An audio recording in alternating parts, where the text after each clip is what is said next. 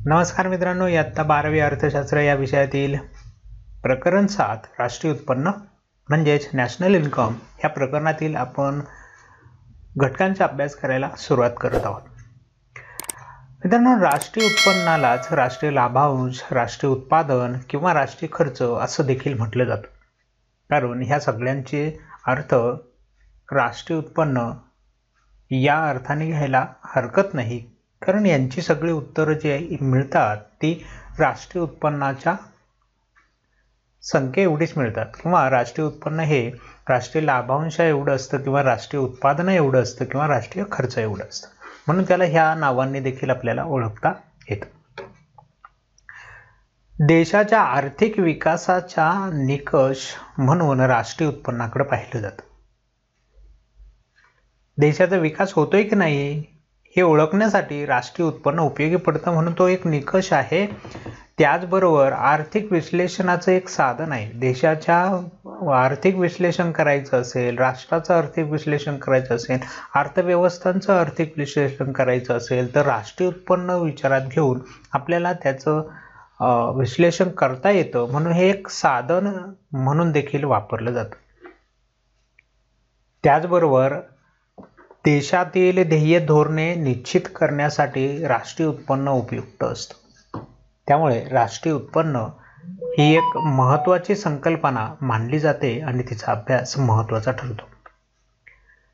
1955 पासून केंद्रीय सांख्यिकी संघटनेकडे आपल्या भारताच्या राष्ट्रीय उत्पन्नाचं मोजमाप करण्याची जबाबदारी सोपवण्यात आली. त्याला सेंट्रल स्टॅटिस्टिक विभाग जो आहे भारताचा, त्या विभागाकडे ही जबाबदारी आहे. दरवर्षाचं राष्ट्रीय उत्पन्न मोजण्याचं काम ह्या विभागाकडे सोपवलेलं आहे, या संघटनेकडे सोपवलेलं आहे आणि 55 पासून ते हे काम करत आहे. चला तर मग पाहूयात राष्ट्रीय उत्पन्न म्हणजे नेमकं काय. राष्ट्रीय उत्पन्न समजण्यासाठी आपल्याला त्याच्या व्याख्या अभ्यासाव्या लागतील आणि त्या व्याख्यांवरून राष्ट्रीय उत्पन्नाची संकल्पना लक्षात घ्यावी लागेल. पहिली व्याख्या आपण अभ्यासूयात डॉक्टर मार्शल यांची, कारण मार्शल यांचं आत्तापर्यंतचं आपण अर्थशास्त्र जे अभ्यासलं त्यामध्ये मार्शल यांचा चांगल्या पद्धतीने अभ्यास आपण केलेला आहे. त्यांचीच व्याख्या आपण सुरुवातीला ह्या ठिकाणी घेतली. मार्शल यांच्या मते राष्ट्रीय उत्पन्न म्हणजे काय, प्रतिवर्षी मानवी श्रम आणि भांडवलाच्या साह्याने नैसर्गिक साधनसंपत्तीचा वापर करून जे मूर्त व अमूर्त वस्तू व सेवांचे निव्वळ उत्पादन केले जातं त्याला राष्ट्रीय उत्पन्न म्हणतात. आता व्याख्या तर सांगितली, पण ती समजून घ्यावी लागेल. ते म्हणतात की देशाच्या किंवा एखाद्या राष्ट्रीय उत्पन्नाचं मापन करायचं असेल तर देशामध्ये प्रतिवर्षी मानवी श्रम आणि भांडवली वस्तू असेल तर ह्या दोघांच्या साह्याने नैसर्गिक साधनसंपत्तीचा वापर करून जे काही वस्तू व सेवा निर्माण होतात त्या वस्तू व सेवांचं निव्वळ उत्पादन म्हणजे राष्ट्रीय उत्पन्न असतं. म्हणजे देशात जे काही उत्पादन होतं, जे काही वस्तू व सेवा निर्माण होतात त्यांचं निव्वळ उत्पादन म्हणजे राष्ट्रीय उत्पन्न, असं मार्शल यांचं मत होतं. ही मार्शल यांची पहिली व्याख्या. यानंतर दुसरी व्याख्या आहे प्राध्यापक पिगू यांची. पिगू यांच्या मते समाजाच्या वस्तुनिष्ठ उत्पन्नाच्या ज्या भागाची पैशात मोजमाप केली जाते किंवा करता येते असा भाग म्हणजे राष्ट्रीय उत्पन्न.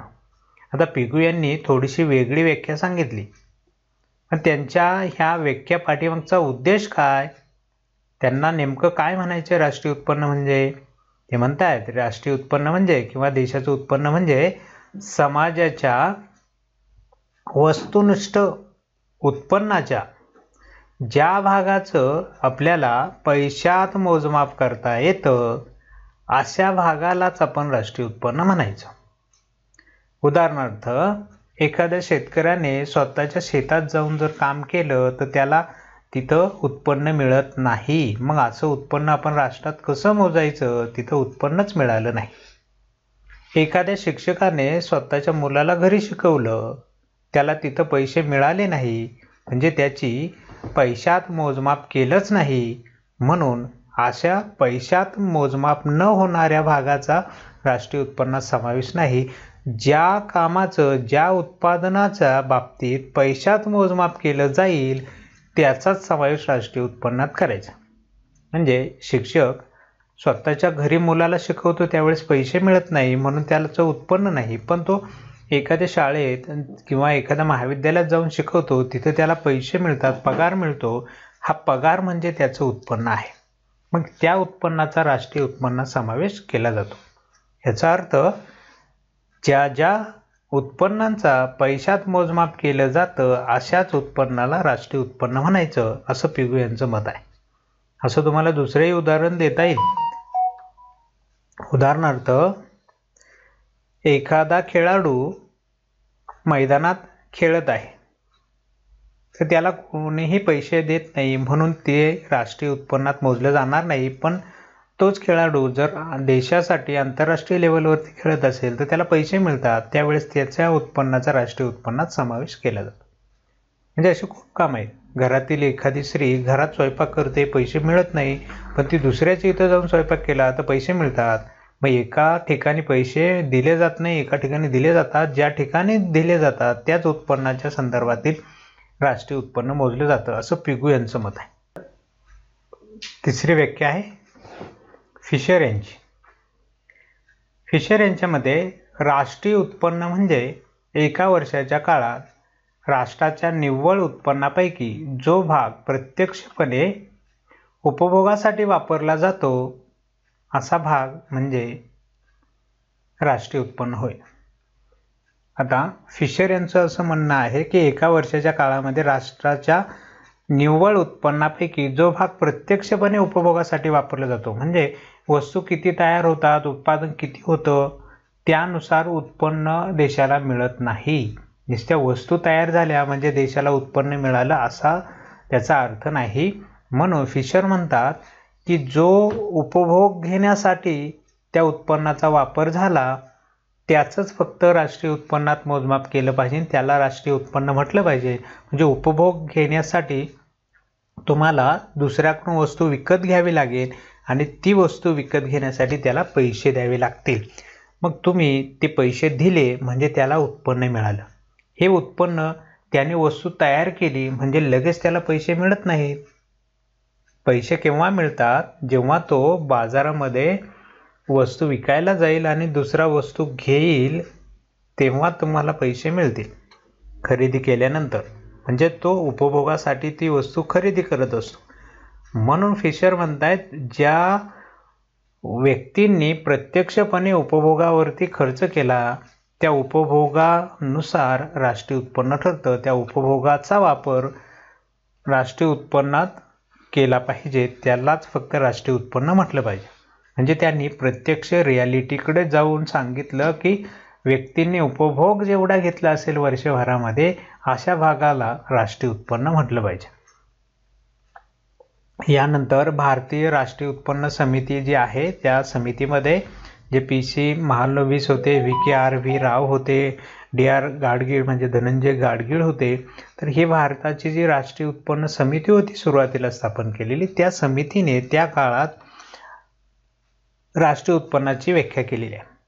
ते म्हणतात राष्ट्रीय उत्पन्न म्हणजे एखाद्या विशिष्ट कालखंडात निर्माण करण्यात आलेल्या वस्तू व सेवांचे दुहेरी मोजमाप होऊ न देता केलेले मापन होय. आता आपल्या भारतीय राष्ट्रीय समितीची जी व्याख्या आहे त्यामध्ये त्यांनी सांगितले विशिष्ट कालखंड म्हणजे एका वर्षाचा कालखंड विचारात घेऊया.